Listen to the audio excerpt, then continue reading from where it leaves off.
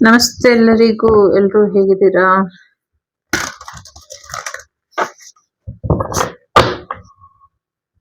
ಇವತ್ತು 16 ತಾರೀಕು ಸಂಕಷ್ಟ ಚತುರ್ಥಿ. ಗಣೇಶನ ಹಬ್ಬದ ಹಾರ್ದಿಕ ಶುಭಾಶಯಗಳು.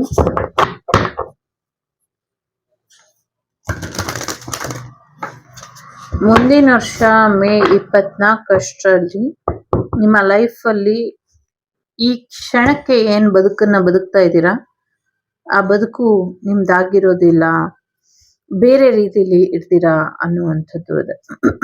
ಸಾಕಷ್ಟು ಬದಲಾವಣೆಗಳನ್ನ ನಿರೀಕ್ಷಿಸಬಹುದು. ಬಹಳಷ್ಟು ಜನರಿಗೆ ಅದು ಪಾಸಿಟಿವ್ ಬದಲಾವಣೆ ಆಗಿರುತ್ತೆ, ಬಹಳಷ್ಟು ಜನರಿಗೆ ಅದು ನಿಮ್ಗೆ ಜೀವನದ ಒಂದು ಟರ್ನಿಂಗ್ ಪಾಯಿಂಟ್.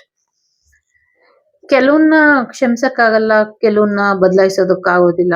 ಈ ತರದ ಇನ್ ಬಿಟ್ವೀನ್ ಏನೋ ಪೀರಿಯಡ್ ನಿಮ್ಗೆ ಕೆಲವರಿಗೆ ಪರ್ಟಿಕ್ಯುಲರ್ಲಿ ಒಂದು 10 ರಿಂದ 15, 20 ಜನರಿಗೆ ಅಂತ ಅನ್ಕೊಳ್ಳಿ, ಇದು ನಡೆಯುತ್ತೆ. ಸಾಧ್ಯ ಇದ್ರೆ ನೀವ್ ಅದನ್ನ ಬದಲಾಯಿಸ್ಕೊಳ್ಳಿ, ಅಥವಾ ಆ ನಿಮ್ಮ ಪಾಸಿಟಿವ್ ಬದಲಾವಣೆ ನಿಮ್ದಾಗಿದ್ರೆ ಅದಕ್ಕೆ ರೆಡಿ ಆಗಿ, ಪ್ರಿಪೇರ್ ಆಗಿ. ಅಕಸ್ಮಾತ್ ನಿಮ್ಮ ಆ ಒಂದು ಡೆಸ್ಟಿನಿ ಅಥವಾ ಬೇರೆಯವರ ಒಂದು ಒಳಸಂಚಿಗೆ ನಿಮ್ ಜೀವನ ಒಳಗಾಗ್ತಿದೆ, ಬರೋ ವರ್ಷದ ಮೇ 21 ಅಥವಾ 24 ಮಧ್ಯೆ ನಿಮ್ಗೆ ಈ ವರ್ಷದ ಮೇ 21ರಿಂದ ಮುಂದಿನ ವರ್ಷದ ಮೇ 24 ಒಳಗೆ ಸಮಸ್ಯೆಗಳು ಆಗ್ತಿದೆ ಅಥವಾ ಆಗುವಂತ ಸೂಚನೆಗಳಿದೆ ಅಂದ್ರೆ ಜಾಸ್ತಿ ತಲೆ ಕೆಡ್ಸ್ಕೊಳ್ಬೇಡಿ. ನಿಮ್ಮ ಕುಲದೇವರ ಆಶೀರ್ವಾದನ ಪಡ್ಕೊಂಬಿಡಿ.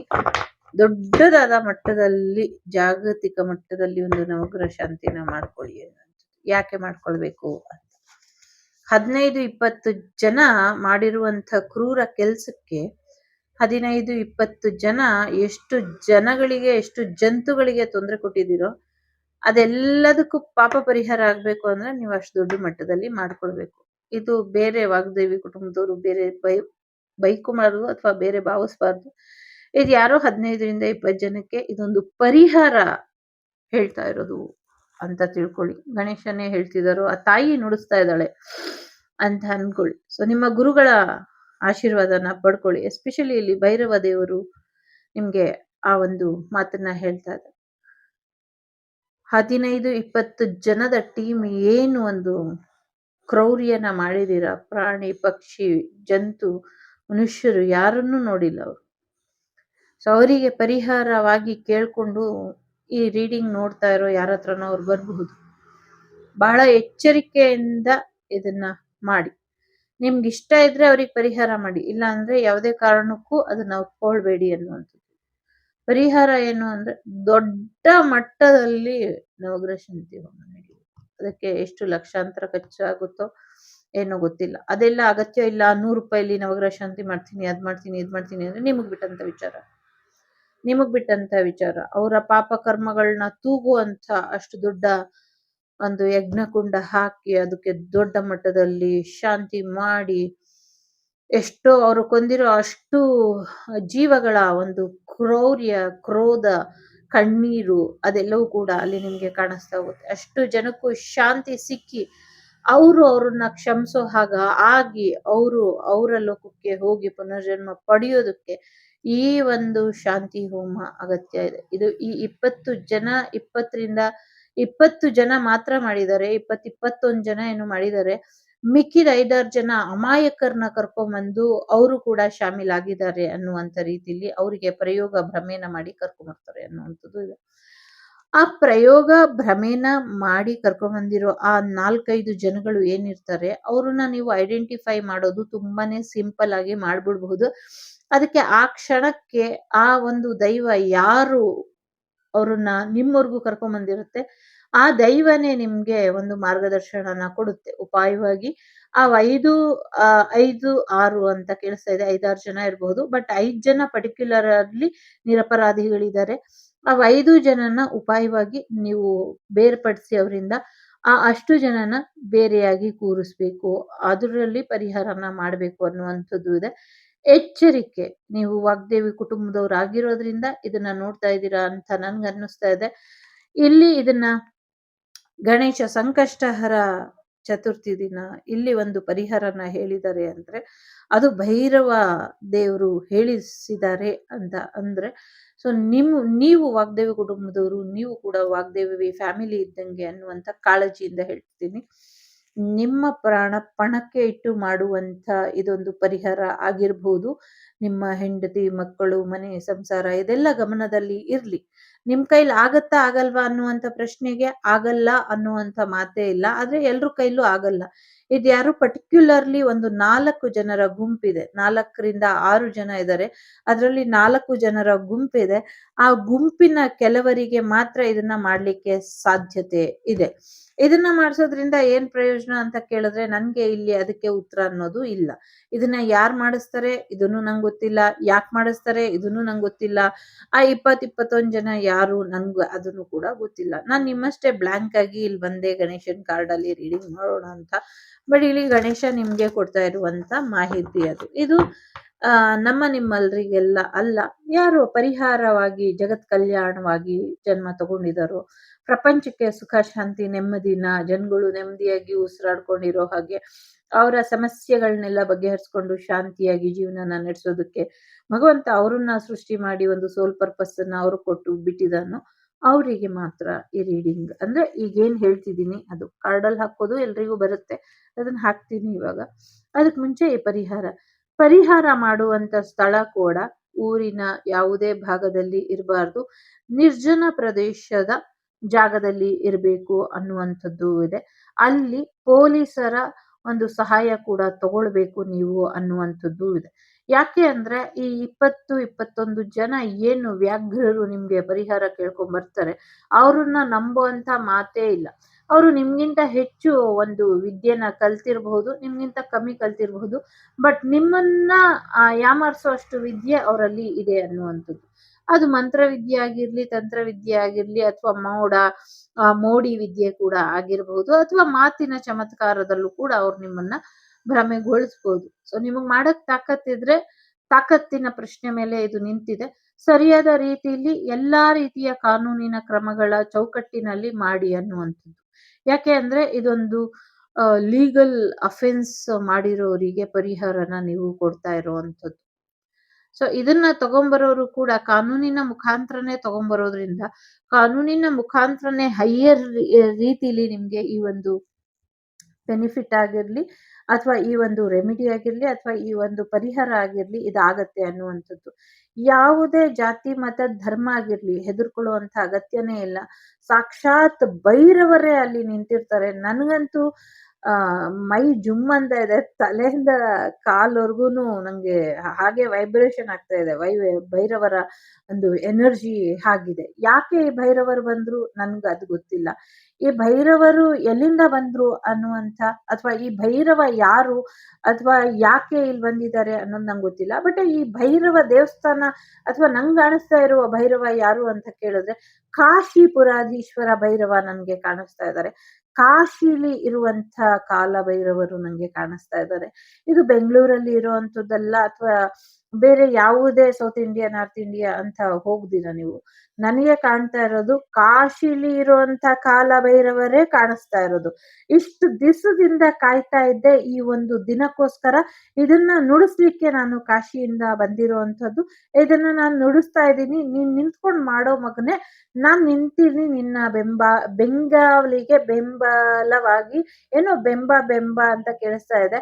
ಬಟ್ ಅದೇನ್ ಬಿಂಬನ ನನಗೆ ಗೊತ್ತಿಲ್ಲ. ಬೆಂಬನ ಇದು ನಂಗೆ ಗೊತ್ತಿಲ್ಲ. ಬಟ್ ಆ ತರ ಕೇಳಿಸ್ತಾ ಇದೆ. ಬಟ್ ಇದು ನಾನು ಹೇಳ್ದೆ ಅಂತ ನೀವು ಮಾಡೋದಲ್ಲ, ನಿಮ್ಮ ವಿವೇಚನೆಗೆ ಬಿಟ್ಟಿದ್ದು. ನನ್ಗೆ ಇಲ್ಲಿ ಮೆಸೇಜ್ ಬರ್ತಿದೆ. ನಾನೊಬ್ಬ ಸಾಮಾನ್ಯರಲ್ಲೇ ಸಾಮಾನ್ಯವಾದಂತ ಒಬ್ಬ ವ್ಯಕ್ತಿ. ಸೊ ನನ್ ಮುಖಾಂತರ ನಿಮ್ಗೆ ಸಂದೇಶ ಕೊಡ್ತಿದ್ದಾರೆ. ಹಾಗಂತ ನಾನು ಹೇಳ್ದೆ ಅಂತ ಎಲ್ಲಾನು ಮಾಡಕ್ ಹೋಗ್ಬೇಡಿ. ನೀವು ನಿಮ್ಮದೇ ಆದ ರೀತಿಯಲ್ಲಿ ಇದನ್ನ ನಿಮ್ಗೆ ಅನ್ವಯಿಸಿದ್ದಾದ್ರೆ ತಗೊಳ್ಳಿ. ಬಲವಂತವಾಗಿ ಇದ್ ನಂಗೆ ಹೇಳಿದ್ದು ಅಂತ ಯಾರು ಅನ್ಕೊಂಬೇಡಿ. ಇದು ಯಾರಿಗ ಅನ್ಸುತ್ತೋ, ಯಾರಿಗ್ ಹೇಳ್ಸಿದಾರೋ ಅದು ಭೈರವರೇ. ಈ ರೀಡಿಂಗ್ ಅವ್ರು ಕೇಳ್ತಾ ಇದ್ರೆ ಅವ್ರ ಮುಂದೆ ಭೈರವರು ಪ್ರತ್ಯಕ್ಷ ಆಗ್ತಾರೆ. ಅವ್ರ ಮುಂದೆ ಭೈರವರು ನಿಂತ್ಕೊಳ್ತಾರೆ ಅನ್ನೋದು ನನ್ಗೆ ಇಲ್ಲಿ ಫೀಲ್ ಇದೆ. ಸೊ ಅವ್ರು ಮಾತ್ರ ತಗೊಳ್ಳಿ. ತಗೊಂಡ್ಮೇಲೂ ಕೂಡ ನಿಮ್ಮದೇ ಆದಂತ ನಿಮ್ಮ ಮನೆ ದೇವ್ರಿರ್ಬೋದು, ಕುಲದೇವ್ರಿರ್ಬೋದು, ಗ್ರಾಮ ದೇವತೆ ಇರ್ಬೋದು, ಅಥವಾ ನಿಮ್ಮ ನಿಮ್ಮ ವಿದ್ಯೆ ಮುಖಾಂತರ ನೀವು ತಿಳ್ಕೊಳ್ಳುವಂಥದ್ದು ಇರ್ಬೋದು. ಇದು ಸರಿನಾ ತಪ್ಪಾ ಮಾಡ್ಬೇಕಾ ಬೇಡವಾ ಅನ್ನುವಂತ ನಿರ್ಧಾರನ ತಗೊಂಡು ಮಾಡಿ. ಬಟ್ ಇದು ಎಷ್ಟು ರಿಸ್ಕ್ ಅಂದ್ರೆ ಆ ಕೂದ್ಲು ಮೇಲೆ ಕತ್ತಿ ಇಟ್ಕೊಂಡು ಮಾಡೋ ಹಾಗೆ. ಕೂದಲಿನ ಮೇಲೆ ಕತ್ತಿನ ಇಟ್ಟು ಪರಿಹಾರ ಮಾಡ್ದಂಗೆ ಅನ್ನುವಂಥದ್ದು ಇಲ್ಲಿ ಇದೆ. ಹೇಗ್ ಮಾಡ್ತೀರಾ, ಯಾಕೆ ಮಾಡ್ತೀರಾ, ಮಾಡ್ಬೇಕಾ ಬೇಡ್ವಾ ಇದು ನನಗೆ ಗೊತ್ತಿಲ್ಲ. ಯಾಕಿದು ಇಲ್ಲಿ ಬರ್ತಿದೆ ನನಗೆ ಗೊತ್ತಿಲ್ಲ. ಬಟ್ ಇವತ್ತು ಶುಭ ದಿನ ಇದೆ. ಇವತ್ತು ಇಲ್ಲಿ ಪರಿಹಾರ ಹೇಳ್ತಿದ್ದಾರೆ ಅಂದ್ರೆ ಇದು ಯಾರಿಗೋ ಮುಕ್ತಿ ಕೊಡುವಂತ ಮಾರ್ಗ ಇರಬಹುದು. ನಿಮ್ಮಿಂದ ಒಂದಷ್ಟು ಜನಕ್ಕೆ ಮುಕ್ತಿ ಸಿಗ್ಲಿ ಅನ್ನುವಂಥದ್ದು ಕೂಡ ಇರಬಹುದು. ಮತ್ತೆ ಪ್ರಾಯಶ್ಚಿತ್ತಕ್ಕಿಂತ ದೊಡ್ಡ ಪರಿಹಾರ ಇಲ್ಲ ಅಂತ ಜಗತ್ತಿಗೆ ಸಾರಿ ಹೇಳುವಂತ ಪ್ರಯತ್ನ ಕೂಡ ಇರಬಹುದು, ಗೊತ್ತಿಲ್ಲ. ಬಟ್ ಇಲ್ಲಿ ಬಂದಿರೋದನ್ನ ನಾನು ತಿಳಿಸಿದೀನಿ. ಇದನ್ನ ನೀವು ನಿಮ್ಗೆ ಸರಿ ಅನ್ಸೋದನ್ನ ಮಾಡಿ. ದಯವಿಟ್ಟು ಇದ್ರಲ್ಲಿ ಏನಾದ್ರೂ ತಪ್ಪಿದ್ರೆ ನಾನು ನಿಮ್ ಕಾಲುಗಳಿಗೆ ಪಾದಗಳಿಗೆ ಶಿರಸಾಷ್ಟಾಂಗ ನಮಸ್ಕಾರ ಮಾಡ್ತೀನಿ. ದಯವಿಟ್ಟು ನನ್ನನ್ನ ಕ್ಷಮಿಸ್ಬಿಡಿ. ನಿಮ್ಗೇನಾದ್ರೂ ಈ ಮಾತಿಂದ ಇಷ್ಟೊತ್ತು ಹೇಳಿದ್ರಿಂದ ಬೇಜಾರಾಗಿದ್ರೆ, ಅಥವಾ ಮನಸ್ಸಿಗೆ ನೋವಾಗಿದ್ರೆ, ಅಥವಾ ನಾನೇನೋ ತಪ್ಪು ಹೇಳ್ದೆ ಅಂತ ಅನ್ಸಿದ್ರೆ, ಅಥವಾ ಬೇರೆ ಏನಾದ್ರೂ ಶಬ್ದ ಪ್ರಯೋಗದಲ್ಲಿ ನಾನು ಮಾತಾಡೋ ಮಾತುಗಳಲ್ಲಿ ಅಥವಾ ಶಬ್ದಗಳಲ್ಲಿ ನಿಮ್ಗೆ ನೋವಾಗಿದ್ರೆ ದಯವಿಟ್ಟು ನಾನು ಕ್ಷಮೆನ ಕೇಳ್ತೀನಿ ಅನ್ನುವಂಥದ್ದು. ಬಟ್ ನಂಗೆ ಇಲ್ಲಿ ಬಂದ ಅಷ್ಟು ಕೂಡ ಸತ್ಯ ಇದೆ, ಅದನ್ನ ನಾನು ನಿಮ್ಗೆ ತಿಳಿಸಿದೀನಿ. ಇದನ್ನ ನಿಮ್ಗೆ ಬಿಡ್ತೀನಿ, ಮತ್ತೆ ಆ ಕಾಲಭೈರವರಿಗೆ ಬಿಡ್ತೀನಿ. ಎಷ್ಟು ದಪ್ಪ ದಪ್ಪ ಮೀಸೆ ಇಟ್ಕೊಂಡು, ಕೆಂಪು ಬಾಯಿ ಇಟ್ಕೊಂಡು, ದೊಡ್ಡ ದೊಡ್ಡ ಕಣ್ಣು ಬಿಟ್ಕೊಂಡು, ಇಷ್ಟು ನಾಮನ ಇಟ್ಕೊಂಡು, ತಲೆ ಮೇಲೆ ಕಿರೀಟ ಇದೆ ಆ ಭೈರವರಿಗೆ, ಕಾಲ ಭೈರವರಿಗೆ ತಲೆ ಮೇಲೆ ಕಿರೀಟನ ಇಟ್ಕೊಂಡು ಅವರು ನಿಂತಿದ್ದಾರೆ. ಅವರ ಕಾಲ ಭೈರವರ ಮೈ ತುಂಬಾ ಮೈಯೇ ಕಾಣ್ತಾ ಇಲ್ಲ ಅವರಿಗೆ. ಅವ್ರ ಮೈ ತುಂಬಾ ಬರೀ ಹಾರಗಳೇ ಇದೆ. ಅದು ರುದ್ರಾಕ್ಷಿ ಹಾರನೋ ಬಂಗಾರದ ಹಾರನೋ ಗೊತ್ತಿಲ್ಲ, ಬರೀ ಒಂದು ಹಾರಗಳೇ ಇದೆ. ಲೇಯರ್ ಬೈ ಲೇಯರ್, ಇಷ್ಟೊಂದು ಲೇಯರ್ ಇದೆ. ತಲೆಗೆಲ್ಲ ಜಟ್ಟೆಗೆ ಇದು ರುದ್ರಾಕ್ಷಿನ ಸುತ್ತಬಿಟ್ಟು ಅದ್ರ ಮೇಲೆ ಕಿರೀಟನ ಇಟ್ಟಿದ್ದಾರೆ ಅನ್ನುವಂಥದ್ದು ಕೂಡ ಇದೆ. ಸೊ ಒಂದಷ್ಟು ಮಂಗಲ್ಯಗಳನ್ನ ಕೂಡ ಅವರು ಕಾಲಭೈರವರು ಹಾಕೊಂಡಿದ್ದಾರೆ. ಯಾಕೆ ಹಾಕೊಂಡಿದ್ದಾರೆ ನನ್ಗೆ ಗೊತ್ತಿಲ್ಲ. ಬಟ್ ಆ ತರ ಕೂಡ ಕಾಣಿಸ್ತಾ ಇದೆ ನಂಗೆ. ಏನೋ ಒಂದು ರೀತಿ ಮಾಂಗಲ್ಯದ ಮೂರಿರುತ್ತೆ ಅಲ್ಲ, ಮಾಂಗಲ್ಯ ಆ ತರದ್ದೇನೋ ಹಾಕೊಂಡಿರೋ ತರ ಕೂಡ ಕಾಣಿಸ್ತಾ ಇದೆ. ಮತ್ತೆ ಮಲ್ಲಿಗೆ ಹಾರ ಕೂಡ ಅವರು ಹಾಕೊಂಡಿರೋ ಹಾಗೆ ಕಾಣಿಸ್ತಾ ಇದೆ. ಸೊ ಕಾಲಭೈರವಾಯ ನಮಃ. ಸೊ ನಾನು ಗೊತ್ತಿಲ್ಲ, ಏನಾದ್ರೂ ತಪ್ಪಾಗಿದ್ರೆ ಅಥವಾ ಏನಾದ್ರೂ ಗೊತ್ತಿಲ್ಲ, ನಾನು ಹೇಗ್ ಹೇಳ್ಬೇಕು, ನಿಮ್ಮ ಹತ್ರ ಕ್ಷಮೆ ಕೇಳ್ಬೇಕಾ ಅಂತಾನು ಗೊತ್ತಾಗ್ತಾ ಇಲ್ಲ. ಇದು ಹೇಳಿದ್ದಕ್ಕೆ ಬೇಜಾರಾಗ್ತಿದೆ. ಯಾಕೆ ಅಂದ್ರೆ ಇದು ಅನ್ಕೊಂಡಷ್ಟು ಸುಲಭ ಅಲ್ಲ. ಇದು ಯಾರಿಗೆ ಏನ್ ಬೇಕಾದ್ರೂ ಆಗ್ಬಿಡ್ಬೋದು ಆ ತರದೊಂದು. ನಾನ್ ಹೇಳ್ದೆ ಅನ್ಬಿಟ್ಟು ಇಲ್ಲಿ ನಾ ಹೇಳಿ ಅದ್ರಿಂದ ಯಾರಿಗಾದ್ರೂ ತೊಂದ್ರೆ ಆದ್ರೆ ಅದಕ್ಕೆ ನಾನ್ ಹೊಣೆ ಆಗ್ತೀನಿ. ಅದ್ ನಂಗೆ ಇಷ್ಟ ಆಗ್ತಿಲ್ಲ. ಬಟ್ ಇಲ್ಲಿ ಮೆಸೇಜ್ ಪಾಸ್ ಮಾಡ್ಲೇಬೇಕು, ಹಾಗ್ ಬಂದಿದ್ರಿಂದ ಪಾಸ್ ಮಾಡಿದೀನಿ. ನಂಗೆ ಈ ವಿಡಿಯೋ ಡಿಲೀಟ್ ಮಾಡೋದಕ್ಕೆ ಪ್ರಯತ್ನ ಪಡ್ಬೇಕು ಅನ್ನಿಸ್ತಿದೆ. ಅಟ್ ದಿ ಸೇಮ್ ಟೈಮ್ ಬೇಡ ಅಂತಾನು ಅನ್ನಿಸ್ತಾ ಇದೆ. ಗೊತ್ತಿಲ್ಲ, ದೈವಕ್ಕೆ ಮೀರಿದ್ದು ಏನೂ ಇಲ್ಲ. ಸೊ ಎಲ್ಲವನ್ನು ಕೂಡ ಕಾಲಭೈರವರ ಪಾದಕ್ಕೆ ಸಮರ್ಪಣೆ ಮಾಡ್ತೀನಿ. ಈ ಕಾಲಭೈರವ ಕಾಶಿಪುರಾಧೀಶ್ವರನೇ ಆಗಿದ್ದಾರೆ. ಕಾಶಿಪುರಾಧೀಶ್ವರ ಕಾಲಭೈರವರ ನುಡಿ ಇದೆ. ನೀವೇನೇ ಇದನ್ನ ಮಾಡಕ್ ಹೋದ್ರು ಮೊದಲು ಇಲ್ಲೆಲ್ಲೂ ಇಲ್ದಿರೋಂಥ ಕಾಶಿಪುರಾಧೀಶ್ವರ ಕಾಲಭೈರವರನ್ನೇ ನೀವು ಆರಾಧನೆ ಮಾಡಿ ಅವರ ಪರ್ಮಿಷನ್ ತಗೊಂಡು ಇದನ್ನ ಮುಂದುವರಿಸಿ. ಬಟ್ ಎಲ್ಲರಿಗೂ ಮಾಡೋದಕ್ಕಲ್ಲ ಇದು, ಎಲ್ಲರಿಗೂ ಅಲ್ಲ. ಇದು ಓನ್ಲಿ ಒನ್ ಟೈಮ್, ಈ ಲೈಫ್ ಟೈಮ್ ಅಲ್ಲಿ ಒಂದೇ ಟೈಮ್ ಆಗೋದು ಇದು. ಒಂದೇ ಟೈಮ್ ಆಗೋದು, ಒಂದೇ ಸತಿ ಆಗೋದು ಇದು. ಇದನ್ನ ಇವಾಗ ನೀವು ಮಾಡೋದ್ಮೇಲೆ ನೋಡ್ಕೊಂಡು ಬೇರೆಯವ್ರು ಮಾಡೋದಕ್ಕೂ ಆಗೋದಿಲ್ಲ, ಅಥವಾ ಹಿಂದೆ ಯಾರು ಮಾಡೂ ಇಲ್ಲ. ಇದೊಂದು ಕ್ಲಾರಿಟಿ ಇಲ್ಲಿ. ಸೊ ಯಾಕಿದೆ, ಯಾರಿಗಿದೆ ಗೊತ್ತಿಲ್ಲ. ಬಟ್ ದುಷ್ಟ ನಿಗ್ರಹಕ್ಕೆ ಅಂತ ನಂಗೆ ಕೇಳಿಸ್ತಾ ಇದೆ. ದುಷ್ಟ ಶಕ್ತಿಗಳು ಅಥವಾ ದುಷ್ಟ ಜನರು ಅಥವಾ ದುರ್ಬುದ್ಧಿಯ, ಎಸ್ಪೆಷಲಿ ದುರ್ಬುದ್ಧಿಯ ನಿಗ್ರಹಕ್ಕೆ ಅಂತ ಕೇಳಿಸ್ತಾ ಇದೆ. ಸೊ ಮಿಕ್ಕಿದ್ದು ನಿಮಗೆ ಬಿಟ್ಟಂತ ವಿಚಾರ. ಸೊ ದಯವಿಟ್ಟು ಕ್ಷಮಿಸಿ. ಸೊ ಅನ್ಯಥಾ ಶರಣಂ ನಾಸ್ತಿ. ಸೊ ಗುರುಭ್ಯೋ ನಮಃ. ಎಲ್ರಿಗೂ ಒಳ್ಳೆಯದಾಗಲಿ. ಸೊ ವಕ್ರತುಂಡ ಮಹಾಕಾಯ ಕೋಟಿ ಸೂರ್ಯ ಸಮಪ್ರಭಾ ನಿರ್ವಿಘ್ನಂ ಕುರು ಮೇ ದೇವ ಸರ್ವಕಾರ್ಯೇಷು ಸರ್ವದಾ.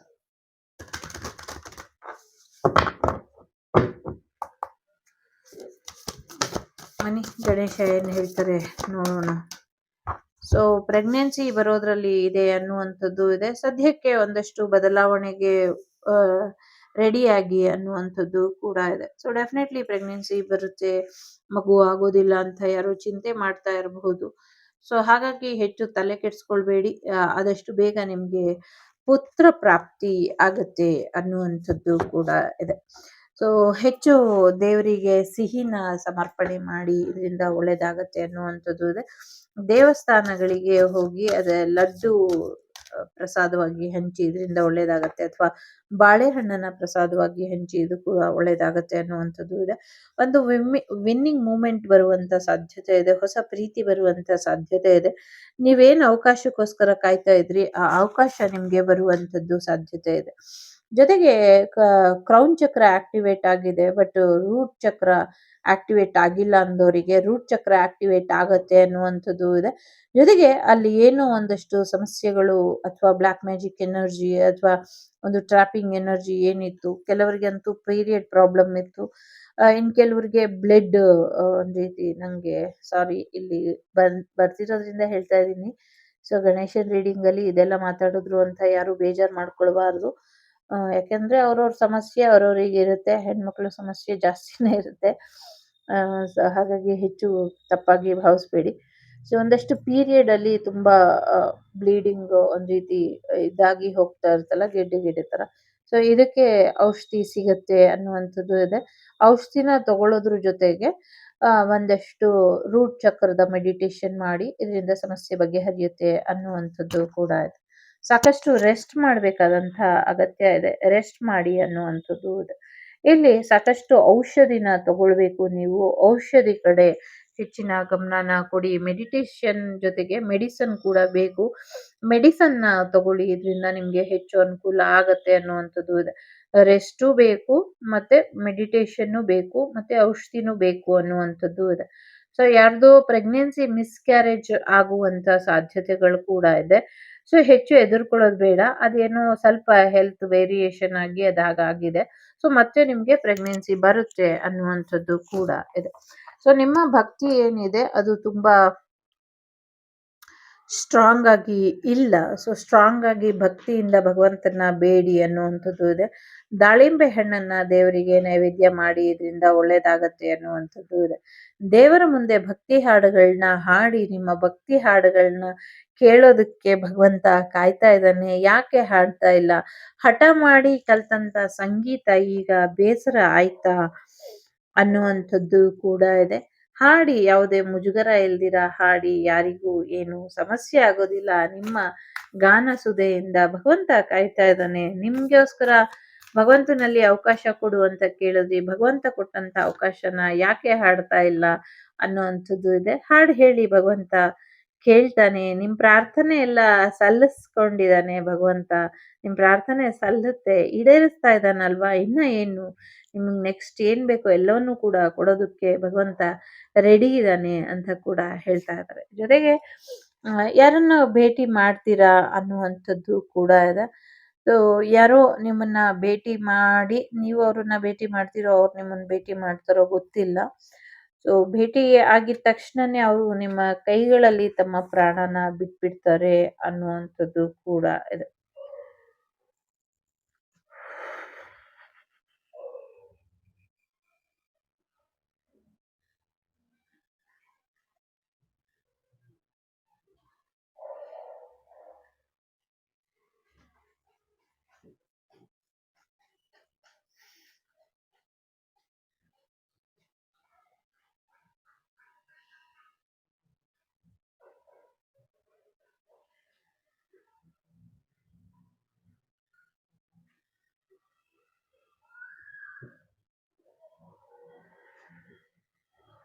ಮತ್ತೆ ಯಾರೋ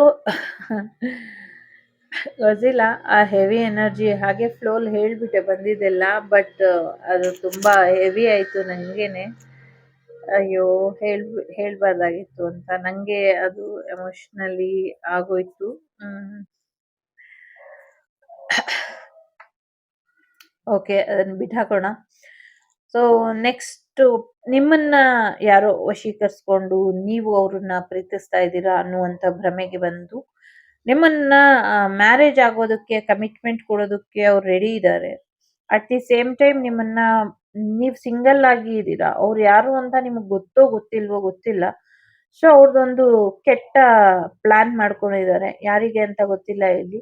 ಅವರು ನಿಮ್ಮನ್ನ ಭೇಟಿಯಾಗಿ ನಿಮ್ಮ ಮೇಲೆ ಸ್ವಲ್ಪ ವೈಬ್ ಏನು ನೆಗೆಟಿವಿಟಿ ವೈಬ್ ಮಾಡಿ ನಿಮ್ಮನ್ನ ಒಂದಷ್ಟು ಪ್ರಜ್ಞೆನ ತಪ್ಪಿಸಿ, ನಿಮ್ಮನ್ನ ಪ್ರೆಗ್ನೆಂಟ್ ಮಾಡಿ, ಪ್ರಜ್ಞೆ ತಪ್ಪಿಸಿ ಪ್ರೆಗ್ನೆಂಟ್ ಮಾಡಿ, ಆಮೇಲೆ ನಿಮ್ಗೆ ಬೇರೆ ಆಪ್ಷನ್ ಇಲ್ದಿರ ಅವ್ರನ್ನ ಮದ್ವೆ ಆಗ್ತೀರಾ ಅನ್ನುವಂಥ ಭ್ರಮೆಯಲ್ಲಿ ಇದಾವೆ. ಓಕೆ, ಅದು ಭ್ರಮೆನೆ. ಯಾಕಂದ್ರೆ ಆ ತರ ಆಗೋದಿಲ್ಲ. ನೀವು ಹೆದರ್ಕೊಳ್ಬೇಡಿ. ಅವ್ರು ನಿಮ್ಮ ಹತ್ರ ಬರೋದೇ ಇಲ್ಲ. ಅವ್ರು ನೀವು ಭೇಟಿ ಆಗಕ್ ಮುಂಚೆ ಇಲ್ಲ ಅವರ ಎಂಡ್ ಆಗತ್ತೆ, ಇಲ್ಲ ನಿಮ್ಮ ಎಂಡ್ ಆಗತ್ತೆ.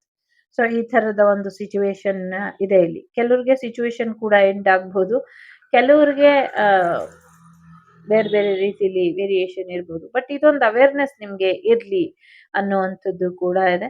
ಜೊತೆಗೆ ಆ ಯಾರೋ ಒಬ್ರು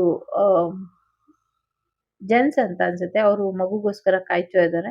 ಸೊ ಅವ್ರಿಗೂ ಕೂಡ ಪಾಪು ಆಗುತ್ತೆ, ಅವ್ರ ವೈಫ್ ಪಾಪು ಪ್ರೆಗ್ನೆಂಟ್ ಆಗ್ತಾರೆ, ಪಾಪು ಆಗತ್ತೆ ಅನ್ನುವಂಥದ್ದು ಕೂಡ ಇದೆ. ಕೆಲವ್ರಿಗೆ ಅವಳಿ ಜವಳಿ ಮಕ್ಕಳಾಗುವಂತ ಸಾಧ್ಯತೆಗಳು ಕೂಡ ಇದೆ. ನಿಮ್ಮ ಸೋಲ್ಮೇಟ್ ನಿಮ್ಮ ಲೈಫಿಗೆ ಬರುವಂತ ಸಾಧ್ಯತೆ ಇದೆ. ನಿಮ್ಮ ಟ್ವಿನ್ ಫ್ಲೇಮ್ ರಿಯೂನಿಯನ್ ಆಗುವಂತ ಸಾಧ್ಯತೆ ಇದೆ. ನಿಮ್ಮ ಪಾರ್ಟ್ನರ್ ಕೂಡ ನಿಮ್ಮ ಲೈಫಿಗೆ ಬರ್ತಾರೆ ಅನ್ನುವಂಥದ್ದು ಕೂಡ ಇದೆ ಇಲ್ಲಿ. ಸೊ ಸಾಕಷ್ಟು ಅಚೀವ್ಮೆಂಟ್ ಮಾಡ್ತೀರಾ ಅನ್ನುವಂಥದ್ದು ಕೂಡ ಇದೆ. ಸಿದ್ಧಿ ಬುದ್ಧಿ ಸಮೇತ ಸಂಕಷ್ಟಹರ ಗಣಪತಿ ನಿಮ್ಗೆ ಹೆಚ್ಚಿನ ಅಭಿವೃದ್ಧಿನ ಕೊಡ್ತಾರೆ ಅನ್ನುವಂಥದ್ದು ಕೂಡ ಇದೆ. ಸ್ವಲ್ಪ ಕಾಲಿನ ಆರೋಗ್ಯದ ಕಡೆ ಹೆಚ್ಚಿನ ಗಮನನ ಕೊಡಿ ಅನ್ನುವಂಥದ್ದು ಇದೆ. ಎಸ್ಪೆಷಲಿ ಎಡಗಾಲಿನ ಪಾದದ ಬಗ್ಗೆ ಸ್ವಲ್ಪ ಹೆಚ್ಚಿನ ಗಮನನ ಕೊಡಿ ಅನ್ನುವಂಥದ್ದು ಇದೆ ಇಲ್ಲಿ. ಜೊತೆಗೆ ಕೈಗಳ ಆರೋಗ್ಯದ ಕಡೆ ಕೂಡ ಈ ತರ ಅಂಗೈ ಇದೆ ಅಲ್ಲ, ಇದ್ರಲ್ಲಿ ಏನೋ ಸ್ವಲ್ಪ ಸಮಸ್ಯೆ ಇರಬಹುದು. ಸ್ವಲ್ಪ ನೋಡ್ಕೊಳ್ಳಿ, ಕೈಗಳನ್ನ ಶುದ್ಧವಾಗಿ ಇಟ್ಕೊಳ್ಳಿ ಅನ್ನುವಂಥದ್ದು ಇದೆ. ಸೊ ಸ್ವಲ್ಪ ನಿದ್ದೆ ಮಂಪರಿಂದ ಎದೋಳಿ, ಯಾವಾಗ್ಲೂ ನಿದ್ದೆ ಮಾಡ್ಕೊಂಡೇ ಇರಬೇಡಿ, ಆಕ್ಟಿವ್ ಆಗಿ ಇರಿ ಅನ್ನುವಂಥದ್ದು ಇದೆ. ಸೊ ಪ್ರಯಾಣ ಮಾಡ್ಬೇಕಾದ್ರೆ ಹೆಲ್ಮೆಟ್ ಧರಿಸಿ ಅನ್ನುವಂಥದ್ದು ಕೂಡ ಇದೆ. ನಂಗೆ ಇಲ್ಲಿ ಯಾಕೆ ಅಂತ ಗೊತ್ತಿಲ್ಲ, ಗಣೇಶ ಕಾರ್ಡಲ್ಲಿ ನಂಗೆ ಇಲ್ಲಿ ನಾರಾಯಣ, ಲಕ್ಷ್ಮೀ ನಾರಾಯಣ ಕಾಣಿಸ್ತಾ ಇದ್ದಾರೆ. ಶ್ರೀದೇವಿ ಭೂದೇವಿ ಸಮೇತ ನಾರಾಯಣರು ಅಂದ್ರೆ ನಂಗೆ ಗರುಡಾಧೀಶರಾಗಿ ಕಾಣಿಸ್ತಾ ಇದ್ದಾರೆ. ನಂಗೇನೋ ಯಾರೋ ವೈಕುಂಠಕ್ಕೆ ಹೋಗ್ತಾರೆ ಅನ್ನುವಂಥದ್ದು ಕಾಣಿಸ್ತಾ ಇದೆ. ಸೊ ಹೇಗೆ ಅಂದ್ರೆ ಅವರ 2 ದಂಪತಿಗಳ ಜೊತೆ ಅವರು ಕೂಡ ಹೋಗ್ತಾರೆ ಅಂತ. ಒಬ್ಬ ಪರ್ಸನ್ ಇದ್ದಾರೆ, ಅವರಿಗೆ 2 ವೈಫ್ ಇದ್ದಾರೆ. ಅವ್ರ 2 ವೈಫು ಅವ್ರು 3 ಜನ ವೈಕುಂಠಕ್ಕೆ ಹೋಗ್ತಾರೆ ಅಂತ ಅನ್ನಿಸ್ತಾ ಇದೆ. ನಂಗೆ ಗೊತ್ತಿಲ್ಲ, ನಂಗೆ ಇದು ಸಿಲ್ಲಿ ಅನ್ನಿಸ್ತಿದ್ಯಾ ಸೀರಿಯಸ್ ಆಗಿದ್ಯಾ ಗೊತ್ತಿಲ್ಲ. ಬಟ್ ಆ ತರ ವೈಬ್ ಬರ್ತಾ ಇದೆ ಅನ್ನುವಂಥದ್ದು. ಜೊತೆಗೆ ನಿಮ್ ಮನೆಗೆ ವಿಶೇಷವಾಗಿ ಯಾರೋ ಲವ್ ಮ್ಯಾರೇಜ್ ಮಾಡ್ಕೊಂಡು ಬರ್ತಾರೆ ಅನ್ನುವಂಥದ್ದು ಕೂಡ ಇದೆ. ಸೊ ಒಬ್ರೇ ಇಬ್ಬರನ್ನ ಮ್ಯಾರೇಜ್ ಮಾಡ್ಕೊಂಡು ಕರ್ಕೊಂಡ್ ಬರ್ತಾರೆ ಅನ್ನುವಂಥದ್ದು ಕೂಡ ಇದೆ. ಜೊತೆಗೆ ಏನೋ ಒಂದು ಅರ್ಥ ಮಾಡ್ಕೊಳ್ಬೇಕು, ಆರೋಗ್ಯದ ವಿಚಾರದಲ್ಲಿ ಸಮಸ್ಯೆ ಇದೆ ಅಂದ್ರೆ ಸಮಸ್ಯೆನ ಬಗೆಹರಿಸ್ಕೊಳ್ಳಿ ಅನ್ನುವಂಥದ್ದು ಕೂಡ ಇದೆ. ಜೀವನನ ದೂರ ದೃಷ್ಟಿಯಿಂದ ನೋಡಿ ಅನ್ನುವಂಥದ್ದು ಇದೆ. ಸೊ ದುರಾದೃಷ್ಟಿ, ದುರಾಲೋಚನೆ ಅಲ್ಲ, ದೂರದೃಷ್ಟಿಯಿಂದ ಸ್ವಲ್ಪ ನೋಡಿ ಅನ್ನುವಂಥದ್ದು ಇದೆ. ಮುಂದಾಲೋಚನೆ ಮಾಡ್ಕೊಳ್ಳಿ ಅನ್ನುವಂಥದ್ದು ಇದೆ. ಕಣ್ಣುಗಳ ಆರೋಗ್ಯದ ಕಡೆ ಹೆಚ್ಚಿನ ಗಮನನ ಕೊಡಿ ಅನ್ನುವಂಥದ್ದು ಇದೆ. ಮುಖದಲ್ಲಿ ಸುಕ್ಕು ಜಾಸ್ತಿ ಆಗ್ತಾ ಇರಬಹುದು. ಚರ್ಮದ ಆರೋಗ್ಯದ ಕಡೆ ಹೆಚ್ಚಿನ ಗಮನನ ಕೊಡಿ. ನರಗಳ ಆರೋಗ್ಯದ ಕಡೆ ಹೆಚ್ಚಿನ ಗಮನನ ಕೊಡಿ ಅನ್ನುವಂಥದ್ದು ಕೂಡ ಇದೆ. ಎಸ್, ಹೀಲಿಂಗ್ ಬರ್ತಾ ಇದೆ. ಸುಬ್ರಹ್ಮಣ್ಯ ಸ್ವಾಮಿಯ ಆಶೀರ್ವಾದನ ಪಡ್ಕೊಳ್ಳಿ ಅನ್ನುವಂಥದ್ದು ಕೂಡ ಇದೆ. ಈ ಸತಿ ತುಂಬಾ ದೂರದವರೆಗೂ ಪ್ರಯಾಣ ಹೋಗ್ಬಿಡ್ತೀರಾ ಅನ್ನುವಂಥದ್ದು ಕೂಡ ಇದೆ. ಸೊ ತುಂಬಾ ದೂರದವರೆಗೂ ಹೋಗ್ತೀರಾ, ಇನ್ನೇನ್ ರೀಚಬಲ್ ಮೂಮೆಂಟ್ ಅಲ್ಲಿ ಇದೀರಾ, ನಿಮ್ಮ ಗೋಲ್ ರೀಚ್ ಆಗ್ತೀರಾ ಅನ್ನುವಂಥದ್ದು ಕೂಡ ಇದೆ. ಸೊ ಒಂದು ಎಲ್ಲಿಗೆ ಪಯಣ, ಯಾವುದು ದಾರಿ, ಏಕಾಂಗಿ ಸಂಚಾರಿ ಅಂತ ಅವತ್ತು ಹಾಡಿದ ಹಾಡಿನ ಅರ್ಥ ಇವತ್ತು ಅರ್ಥ ಆಗಿರ್ಬೋದು. ಬಟ್ ಅವತ್ತಿಂದ ಹೇಳಿದಂತ ಮಾತನ್ನ ಅರ್ಥ ಮಾಡ್ಕೊಂಡಿದ್ದಿದ್ರೆ ಒಂದೇ ಒಂದು ಮಾತು, ಒಂದು ಭರವಸೆ, ಒಂದು ಜೀವನ ಉಳಿಸ್ತಾ ಇತ್ತು. ಸೊ ಆ ಒಂದು ಮಾತನ್ನ ಹೇಳಲಿಲ್ಲ. ಆ ಒಂದು ಮಾತು ಒಂದು ಜೀವನ ತೆಗೆಯುವಷ್ಟು ಸ್ಟ್ರಾಂಗ್ ಆಗೋಯ್ತು. ಆಗಿದ್ದಾಯ್ತು, ಬಿಟ್ಟಾಕಿ. ಈಗ ಮುಂದಿನ ಜೀವನದ ಕಡೆ ಗಮನನ ಕೊಡಿ. ನಿಮ್ಗೆ ಪ್ರೊಟೆಕ್ಷನ್ ಇದೆ.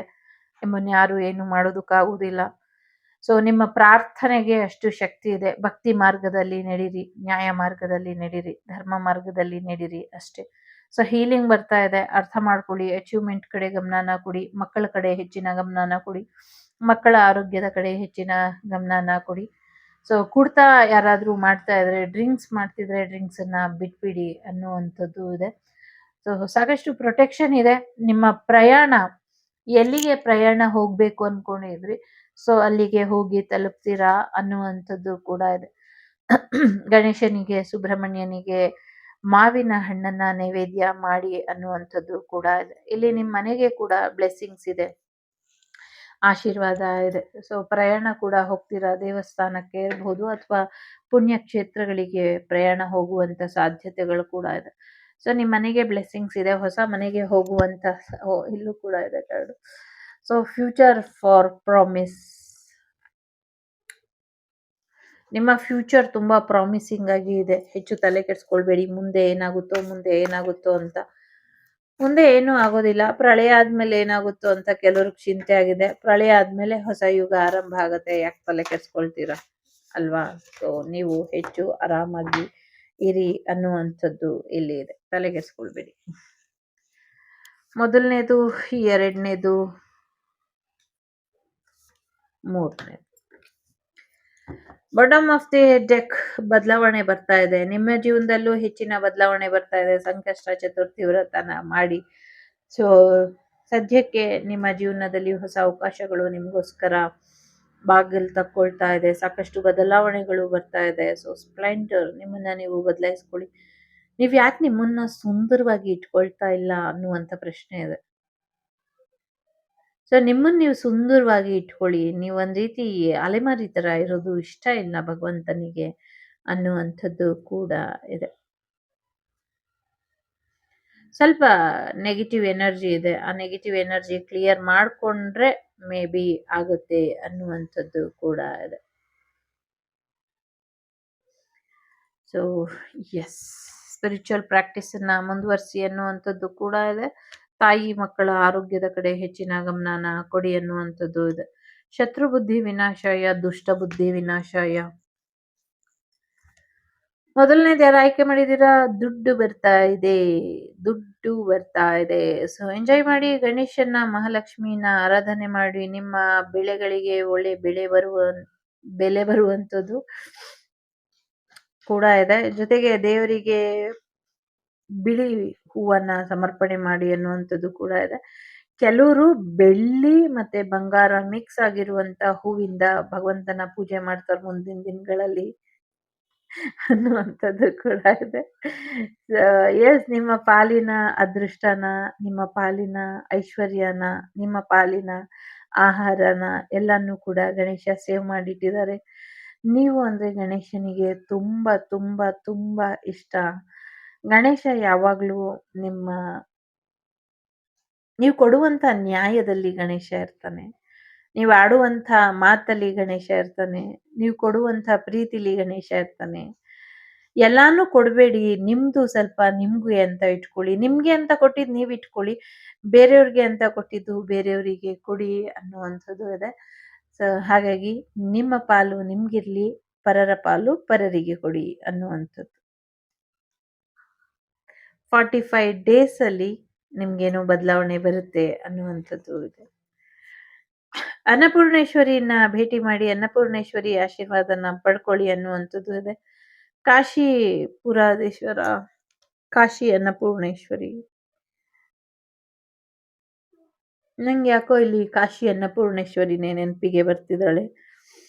ಸೊ ಕಾಶಿ ಅನ್ನಪೂರ್ಣೇಶ್ವರಿ, ಕಾಶಿ ಕಾಲಭೈರವ ಇಬ್ರು ರೀಡಿಂಗ್ ಅಲ್ಲಿ ಇದ್ದಾರೆ. ಸೊ ನಂಗೆ ಕಾಶಿ ಅನ್ನಪೂರ್ಣೇಶ್ವರಿ ಜೊತೆಗೆ ಅಂಗಾಳ ಪರಮೇಶ್ವರಿ ದೇವಿ ಕೂಡ ನೆನಪಿಗೆ ಬರ್ತಾ ಇದ್ದಾರೆ. ಸೊ ಅನ್ನಪೂರ್ಣೇಶ್ವರಿ ಆಶೀರ್ವಾದ ಇರೋವರೆಗೂ ನಾನು ಹೀಗೆ ಇರ್ತೀನಿ, ಹೀಗೆ ನಡೀತಾ ಇರ್ತೀನಿ. ಆ ತಾಯಿಯ ಇಚ್ಛೆಯಂತೆ ನಡಿಲಿ ಎಲ್ಲವೂ ಅಂತ ತಾಯಿ ಪಾದಕ್ಕೆ ಸಮರ್ಪಣೆ ಮಾಡ್ತೀನಿ ರೀಡಿಂಗ್ ಅನ್ನ. ಜೊತೆಗೆ ಆ ಅಗತ್ಯ ಇರೋರಿಗೆ ಆಹಾರ ಸೇವೆನ ಮಾಡಿ ಅನ್ನುವಂಥದ್ದು ಕೂಡ ಇದೆ. ಯಾರಿಗಾದ್ರೂ ಮುಂದಿನ ದಿನಗಳಲ್ಲಿ ಪ್ರಾಕೃತಿಕ ವಿಕೋಪ ಏನು ಬರುತ್ತೆ, ಆವಾಗ ಒಂದಷ್ಟು ಆಹಾರದ ಕೊರತೆ ಆಗಬಹುದು. ಆವಾಗ ಅಗತ್ಯ ಬಿದ್ದವರಿಗೆ ಅನ್ನ ಅಥವಾ ಊಟ, ಇವಾಗ ನಾವು ಕೊರೋನಾ ಟೈಮಲ್ಲೆಲ್ಲ ಹೇಗೆ ನಾವು ರೇಷನ್ನ ಫುಡ್ಡನ್ನ ಎಲ್ಲ ಎಲ್ರಿಗೂ ಕೊಟ್ಟು ಆ ಥರ ಕೊಡಿ ಅನ್ನುವಂಥದ್ದು ಕೂಡ ಇದೆ. ಸೊ ರವೆ ಲಡ್ಡು ಮಾಡಿ ಒಂದಷ್ಟು ಮಕ್ಕಳಿಗೆ ಹಂಚಿ ಅನ್ನುವಂಥದ್ದು ಕೂಡ ಇದೆ. ಮತ್ತೆ ಒಂದು ವಿಶೇಷವಾದಂತ ಹಣ್ಣು ಬರುತ್ತೆ, ಅದು ಆಪಲ್ ಅಲ್ಲ, ಆರೆಂಜ್, ಮೂಸಂಬಿ ಇದು ಯಾವುದೂ ಅಲ್ಲ, ಏನೋ ಒಂದು ಹೊಸ ಹಣ್ಣು ಮಾರ್ಕೆಟಿಗೆ ಬಂದಿದೆ. ಆ ಹಣ್ಣು ಯಾವುದು ಅಂತ ಗೊತ್ತಿಲ್ಲ ನಂಗೂನು. ನಾನು ಅಷ್ಟೊಂದು ಹಣ್ಣೆಲ್ಲ ಏನು ತಿನ್ನಲ್ಲ. ಸೊ ಅದನ್ನ ದೇವರಿಗೆ ನೈವೇದ್ಯ ಮಾಡಿ ಅನ್ನುವಂಥದ್ದು ಕೂಡ ಇದೆ. ಒಟ್ನಲ್ಲಿ ಗುಬ್ಬಿ ಮೇಲೆ ಬ್ರಹ್ಮಾಸ್ತ್ರ ಬೇಡ ಅಂತ ಇದೆ. ಓಕೆ,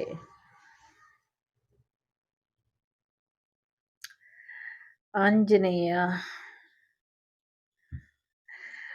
ನಂಗೆ ಈ ಕಾರ್ಡು ಆಂಜನೇಯನ ನೆನಪನ್ನ ತರ್ತಾ ಇದೆ. ಈ ತಿಂಗಳು 31 ಇದೆಯಾ, 30 ಈ ತಿಂಗಳು 30 ಬಟ್ ಏನೋ ಒಂದು ನಿರ್ಧಾರನ ತಗೊಳ್ಬೇಕು ನೀವು ಅನ್ನುವಂಥದ್ದು ಕೂಡ ಇದೆ. ಸೊ ಶತ್ರು ನಿಗ್ರಹದ ಬಗ್ಗೆ ಒಂದು ನಿರ್ಧಾರನ ತಗೊಳ್ಬೇಕು ಅನ್ನುವಂಥದ್ದು ಕೂಡ ಇದೆ. ಆಂಜನೇಯ ಒಂದು ನಿರ್ಧಾರ ತಗೊಳ್ತಾರೆ ಅನ್ನುವಂಥದ್ದು ಕೂಡ ಇದೆ. ಗಣೇಶ ಕೂಡ ಒಂದು ನಿರ್ಧಾರ ತಗೊಳ್ತಾರೆ. ಜೊತೆಗೆ ನೀವು ಕೂಡ ನಿಮ್ಮ ಜೀವನದ ಒಂದು ಪ್ರಮುಖವಾದಂಥ ನಿರ್ಧಾರನ ತಗೊಳ್ಬೇಕು ಅನ್ನೋ ಯಾವ್ದ್ರ ಬಗ್ಗೆ ಅಂದ್ರೆ ಶತ್ರು ನಿಗ್ರಹದ ಬಗ್ಗೆ.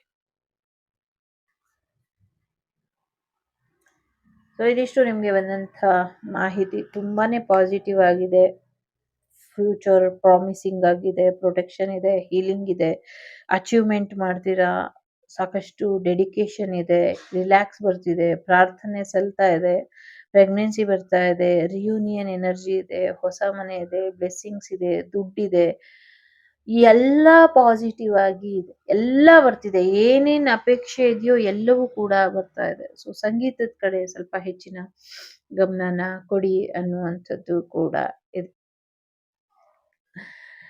ಸೊ ಇದಿಷ್ಟು ನಿಮ್ಗೆ ಬಂದಂತ ಮಾಹಿತಿ. ಇಷ್ಟ ಆಯ್ತು ಅಂತ ಅನ್ಕೊಳ್ತೀನಿ. ಇಷ್ಟ ಆದ್ರೆ like, share and subscribe Shri Vagdevi Kannada tarot channel.